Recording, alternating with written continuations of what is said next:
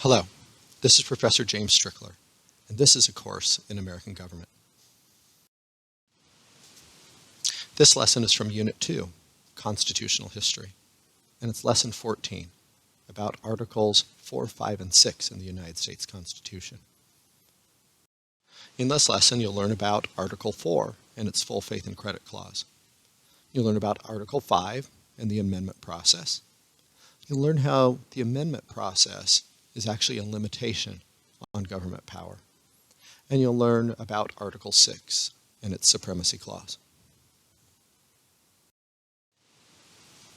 Now let's remind you of what we've learned in previous lessons about the content of the United States Constitution, beginning with Article 1. Article 1 created the United States Congress, the legislative branch. Article 2 then created presidency, the executive branch of the national government.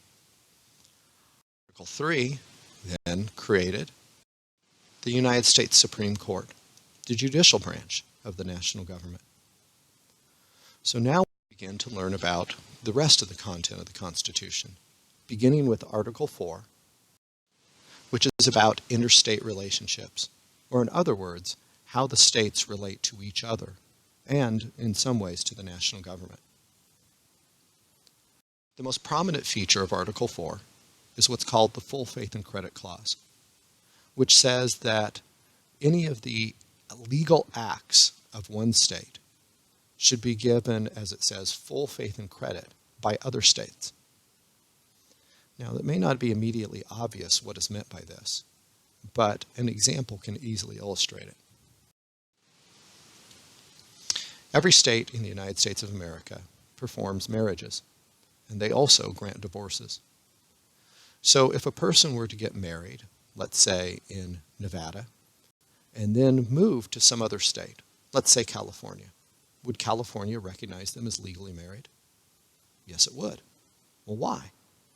Because the Constitution requires them to give full faith and credit to the public acts of Nevada, including recognizing two people as being married. The same goes for divorce. If someone were to get divorced in California and then move to Nevada, would Nevada consider them to be divorced?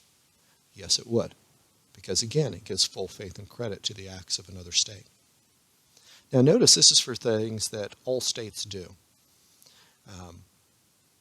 This became an issue during the recent controversy over same-sex marriage. If one state performs same-sex marriages, would other states have to recognize it under the full faith and credit clause? Well, the courts did not interpret the full faith and credit clause that way. States are only required to recognize what other states do if all the states do it. So, all the states did heterosexual marriage, so all states had to recognize each other's heterosexual marriage. Now, this became a non-issue when the Supreme Court eventually ruled that there's a constitutional right to same-sex marriage. But prior to that, there was a question about whether the full faith and credit clause applied. But because it wasn't a practice of all the states, it did not. Full faith and credit applies to things that all states do, and therefore requires them to recognize and respect what each other does in that area. Next, we're going to look at Article 5 of the Constitution, which is about the amendment process, or in other words, how we can go about changing the Constitution if it's necessary to do so. We begin the process of amending or changing the Constitution by somehow first proposing amendments. And according to Article 5 of the United States Constitution, proposals can be done one of two ways. First, either a proposal can pass both houses of Congress by a 2/3 vote in each house. Or, next, a proposal can be made by a convention that's been called by 2/3 of the state legislatures. In other words, if 2/3 of the states put in requests for a constitutional convention to consider potential amendments, then that convention could propose amendments to the United States Constitution. But this step is merely the proposal of amendments. Proposing them doesn't mean that they then become part of the Constitution. Instead, the proposed amendments must first be ratified In other words, approved by the country before they can be added to the Constitution. And ratification also can take place one of two ways. One way is approval by 3/4 of the state legislatures. So, in a country with 50 states, 3/4 of the state legislatures would be 34 of the 50 legislatures would need to, excuse me, I said 34. It's actually 38 of the state legislatures would need to approve. This is actually a fairly difficult thing to do. Only 13 of the 50 states need to oppose something for it to fail to to clear this hurdle. So a second way to potentially ratify or approve amendments is by special conventions held in the states.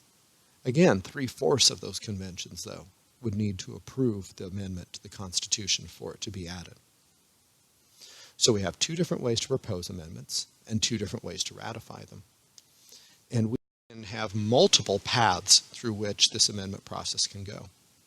One possible path is the amendment proposed by the United States Congress is then sent directly to the state legislatures to be ratified. Or perhaps an amendment proposed by the United States Congress is sent to special state conventions to be ratified. Now, when I say special state conventions, what I'm talking about is that the states individually would hold special elections to choose people to attend the conventions in their state. And then the convention within a state would decide just one question and one question only. Does that state approve the amendment or not? And then once that one question decided, it disbands. It only has that one specific purpose. A third path that an amendment could take is for the convention, called by 2/3 of the state legislatures, to send its proposed amendments to approval by special state conventions.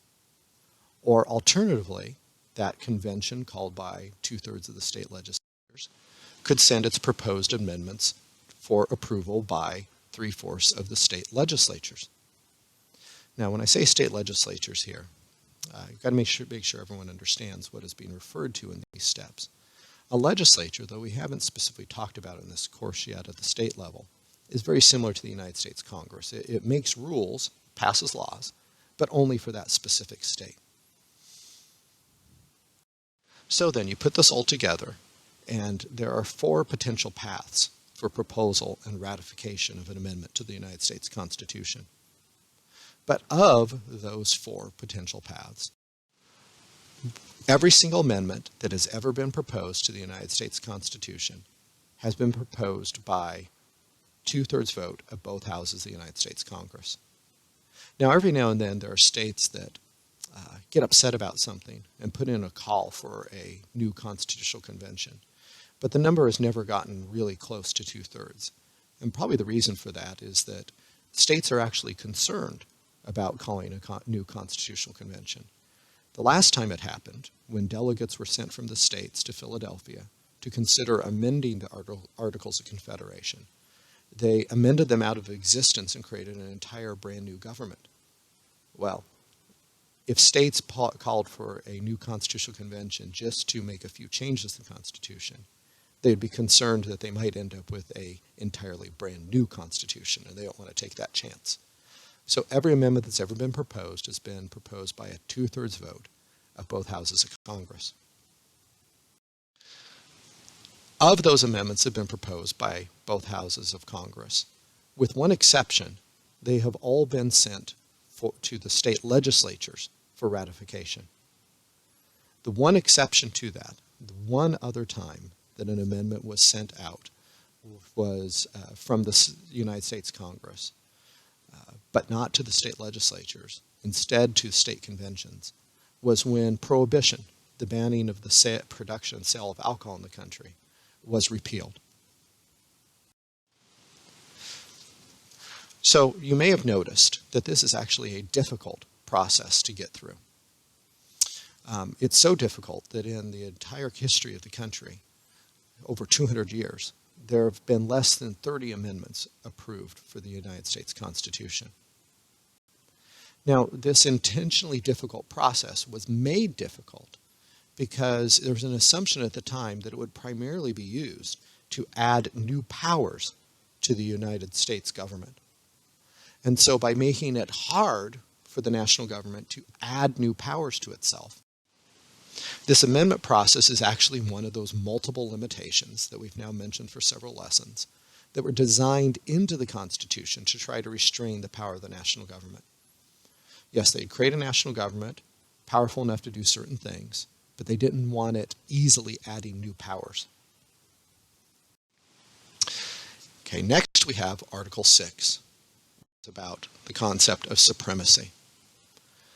Now, to understand supremacy, let's first of all look at what the actual text of the Constitution says.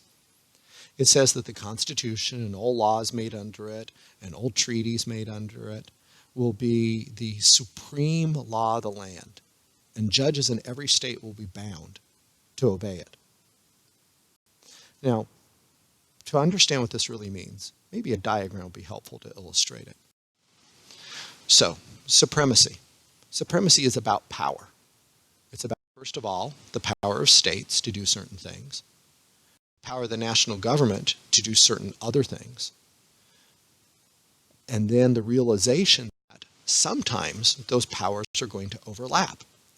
And the question is, when they overlap, who is more powerful? Who wins?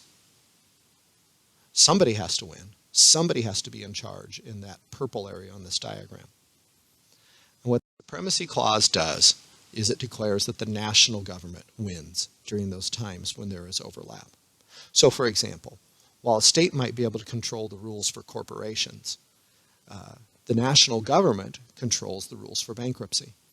So a corporation founded under a state law nonetheless will have to follow the rules of the national government if it ever declares bankruptcy.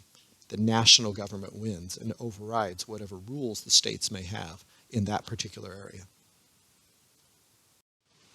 So now let's review what we learned in this lesson. What is covered by the full faith and credit clause? Would it be driver's licenses, recycling, criminal laws, or military service? Well, now to figure out the right answer, think about what I described in the lesson is covered by full faith and credit. Those legal acts that every state does, and therefore you can transport from one state to another, like for example, marriages and divorces. The most similar thing here, the correct answer is driver's licenses. If you get a driver's license, let's say in the state of Georgia, and then drive to Florida and get pulled over for speeding, you're not going to get an additional fine for not having a driver's license. The state of Florida will honor your Georgia license as legitimate. Next question. How is an amendment usually proposed? Is it by 3/4 vote of the House of Representatives? By a 2/3 vote of both houses of Congress? By a 2/3 vote of the United States Senate? Or by a 3/4 vote of both houses? The correct answer is a 2/3 vote of both houses of Congress. That's how every amendment that has ever been added to the Constitution has been proposed. Why is the amendment process difficult? Is it to prevent any changes being made to the Constitution? Is it to protect national powers? Is it to limit new personal rights? Or is it to limit new national powers? The right answer is to limit new national powers. The amendment process was made difficult so the new government couldn't just keep adding new powers to itself. What does the Supremacy Clause deal with? Does it deal with national powers, state powers, local powers, or overlapping powers? Now be careful. When I ask these questions, and as I will eventually when you have an examination in this class, keep in mind I'm looking for the best answer. So while yes, supremacy does deal with national powers, and it does deal with state powers, and in a sense it even deals with local powers, the best answer is that it deals with overlapping powers. It's times when both the state and the national government assert authority over an area. The question is, who wins? And the Supremacy Clause establishes that the national government then wins in those circumstances. All right, that does it for this lesson. Lesson 13 about the 4th, 5th, and 6th articles of the Constitution. The next lesson, from Unit 2, Lesson 14, will be about ratification of the Constitution.